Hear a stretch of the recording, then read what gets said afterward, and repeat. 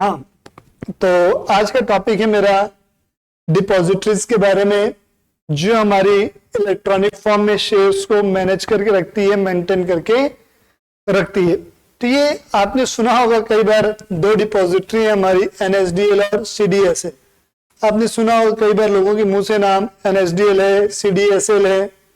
CDSL तो हमारी stock market में लिस्टेड भी है बेटा, central depository limited, security service limited, central depository service limited, ये तो हमारे शेयर मार्केट में लिस्टेड भी है। ठीक है, तो ये दोनों होती क्या है, एक्चुअल में है क्या?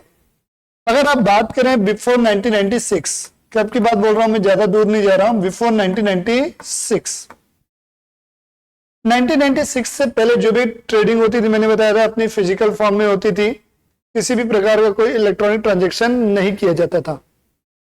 तो इस वजह में दिक्कत क्या होती थी, जो मुझे शेयर्स मिलते थे वो क्या होते थे बेटा, सर्टिफिकेट के फॉर्म में मिलते थे, शेयर सर्टिफिकेट मिलता था उनका मुझे, जिसका जिक्र मैंने पहले आपसे किया हुआ है। तो उसमें प्रॉब्लम ये आती थी, सारे सर्टिफिकेट को मुझे क्या होता, संभाल के रखना होता था।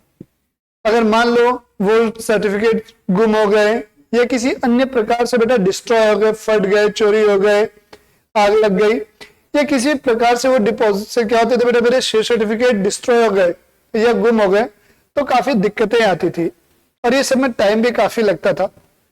तो 1996 के बाद इनका क्या हुआ बेटा, ये अस्तित्व सेबी के द्वारा, जो इनकी रेगुलेटरी बॉडी होती है हमारी स्टॉक मार्केट की, सेबी ने क्या किया, इन दोनों को लॉन्च किया, एनएसडीएल और सीडीएसएल को, एनएसडीएल और सीडीएसएल को एनएससी ने लेके आया। तो ये लोग क्या करते हैं बेटा, इनका काम क्या होता है, ये लोग जो होते हैं ना, ये दोनों बॉडी आपके शेयर को क्या करते हैं बेटा, इलेक्ट्रॉनिक फॉर्म में मेंटेन करते हैं। जैसे कि एक बैंक होता है, समझिएगा, जैसे एक बैंक होता है और ये आप हो मान लो, ठीक है, ये आप हैं और ये बैंक है।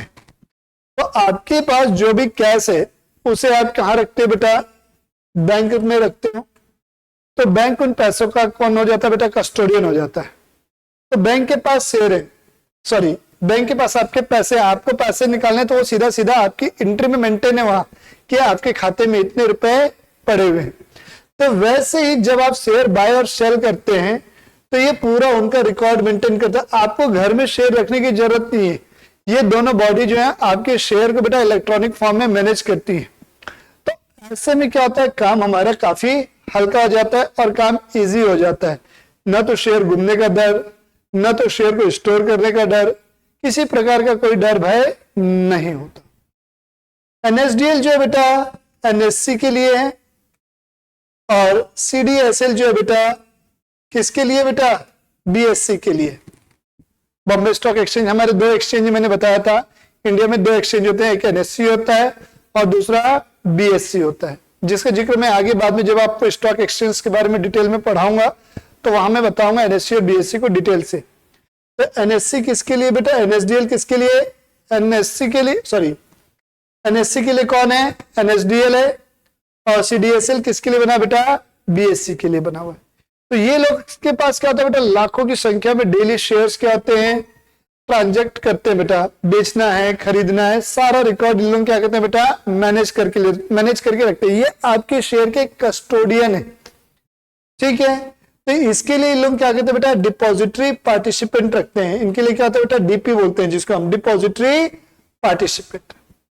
तो ये मेनली है बेटा आपका। अब देखिएगा बेटा, आप जब भी आप शेयर खरीदते हैं, बेचते हैं, तब क्या होता है समझिएगा, बता रहा हूं मैं आपको।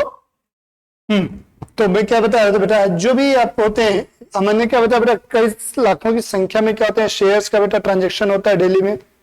तो इसको मैनेज करने के लिए मैंने क्या बताया बेटा, इन लोग क्या रखते हैं, डिपॉजिटरी पार्टिसिपेंट रखते हैं।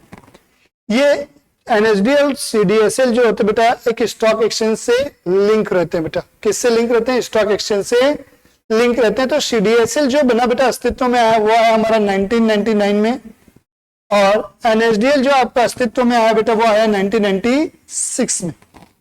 तो इन लोग में जैसे मान लो आपका डीमेट अकाउंट बेटा कहां पर से, एनएसडीएल में है, कहां पर से, डीमेट अकाउंट आपका एनएसडीएल में।